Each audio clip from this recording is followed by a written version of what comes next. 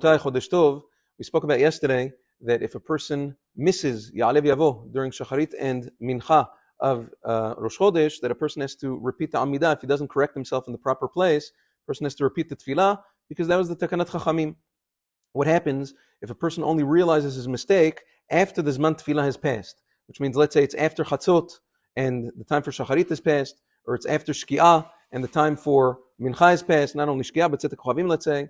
The halacha is that a person, it's considered that he didn't pray at all, and therefore a person would have to say the next tefillah, he'd have to say a second tefillah of Tashlumin, the compensatory prayer, after the Amidah, the current Amidah of that tefillah, immediately say another tefillah Amidah to make up for the tefillah that he messed up and didn't say Yaale Veyavo for.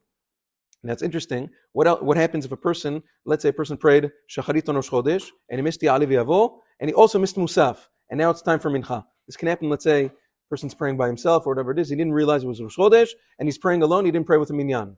So now it's time for Mincha, and now he realizes, oh no, I didn't say Yaale Veyavo and Shacharit, and I didn't pray Musaf. So now what does he do? Over here, he can't just jump into Shacharit, because now it's not time for Shacharit anymore. He can't recite Musaf, because now it's time for Mincha.